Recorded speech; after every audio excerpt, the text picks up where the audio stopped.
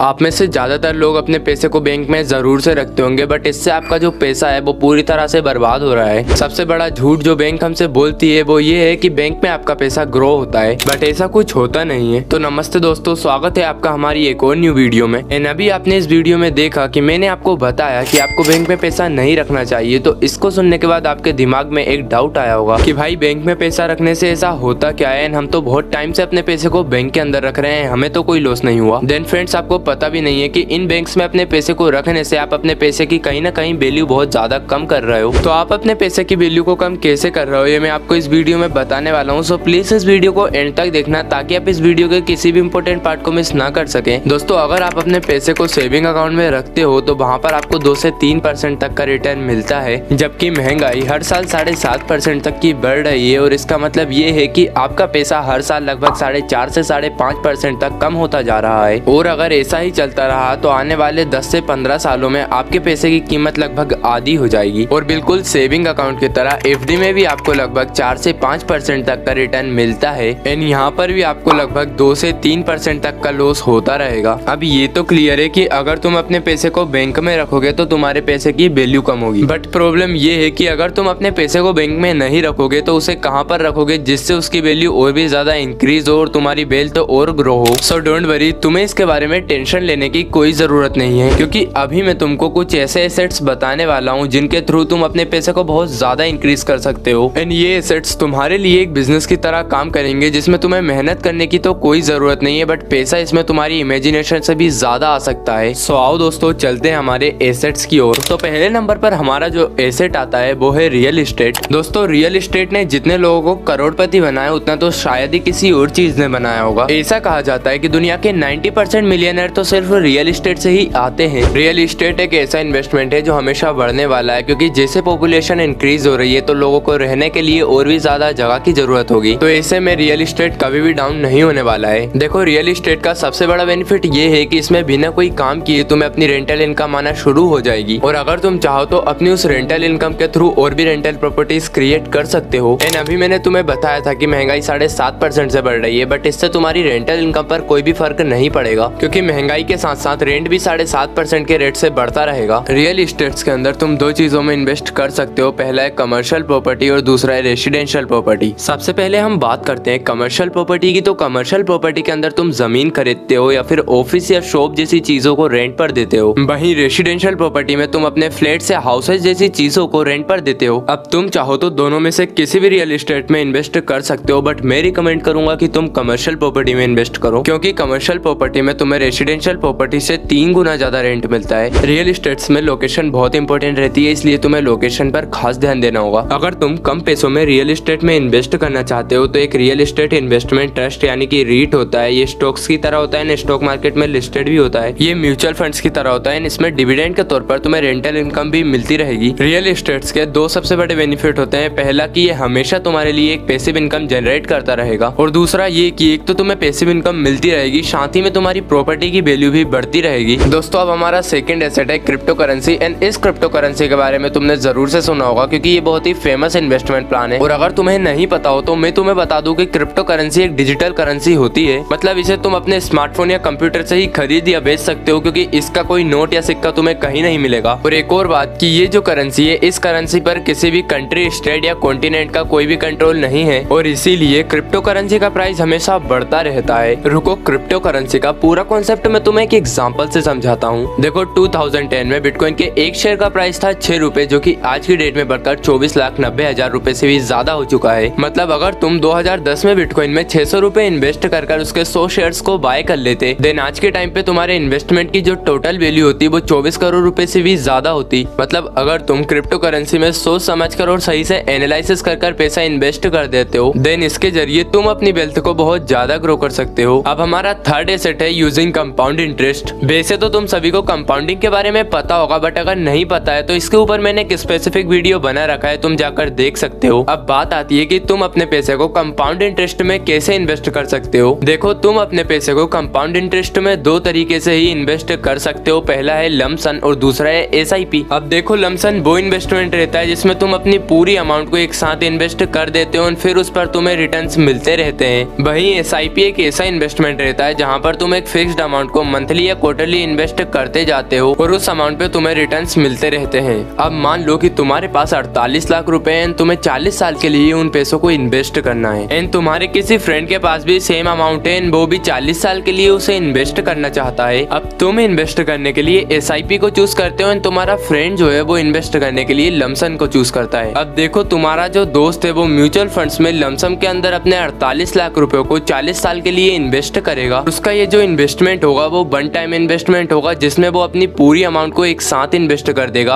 और एक और बात मैं तुम्हें बता दूं कि लमसम के अंदर तुम्हें रेट्स ऑफ रिटर्न कम मिलेंगे एज कम्पेयर टू SIP। अब मान लेते हैं कि तुम्हारे दोस्त को जो रेट्स ऑफ रिटर्न मिले हैं वो है 10%, वहीं तुम SIP में इन्वेस्ट कर रहे हो तो तुम पूरी अमाउंट को एक साथ इन्वेस्ट नहीं कर सकते। इसलिए तुम्हें 10,000 रुपए पर मंथ इन्वेस्ट करने होंगे ताकि 40 साल तक तुम्हारी टोटल इन्वेस्टमेंट वैल्यू हो जाए 48 लाख रुपए। और जैसे कि मैंने तुम्हें अभी बताया था कि SIP में लमसम से ज्यादा रेट्स ऑफ रिटर्न मिलते हैं, तो मुझे काफी रिसर्च करने पर यह पता चला है कि SIP में जो एवरेज रेट्स ऑफ रिटर्न रहते हैं वो है 16%। तो अब हम मान लेते हैं कि तुम्हें इस इन्वेस्टमेंट के अंदर 16% के रिटर्न्स मिल रहे हैं। जब 40 साल पूरे हो जाएंगे तो तुम्हारे दोस्त ने जो 48 लाख रुपीस इन्वेस्ट किए थे वो इंक्रीज होकर 21 करोड़ 72 लाख हो जाएंगे। वहीं 40 साल बाद तुम्हारी जो टोटल वेल्थ होगी वो होगी 43 करोड़ 77 लाख रुपीस। अब तुमने यहाँ पर देखा कि दोनों में इन्वेस्टेड अमाउंट भी सेम थी और टाइम पीरियड भी सेम ही था, बट यहाँ पर फर्क सिर्फ एक ही चीज में था कि SIP के जो रेट्स ऑफ रिटर्न थे वो लमसम से कई ज्यादा थे। इसलिए मैं रिकमेंड करूंगा कि तुम्हें अपने पैसे को SIP में ही इन्वेस्ट करना चाहिए। और वैसे चाहे तुम अपने पैसे को लमसम में इन्वेस्ट करो या फिर SIP में इन्वेस्ट करो, वो दोनों ही बैंक से बहुत ज्यादा बेटर है। तो फ्रेंड्स, ये थी मेरी आज की वीडियो जिसमें मैंने तुम्हें बताया कि तुम्हें अपने पैसे को बैंक में क्यों नहीं रखना चाहिए, और साथ ही में मैंने तुम्हें कुछ ऐसे एसेट्स भी बताए जिनमें अगर तुम अपने पैसे को इन्वेस्ट करोगे देन तुम अपनी वेल्थ को बहुत ज्यादा ग्रो कर सकते हो। सो होप ये वीडियो तुम लोगों को पसंद आई होगी, और अगर ये वीडियो तुम लोगों को अच्छी लगी हो देन प्लीज इस वीडियो को लाइक और हमारे इस चैनल को सब्सक्राइब कर दो।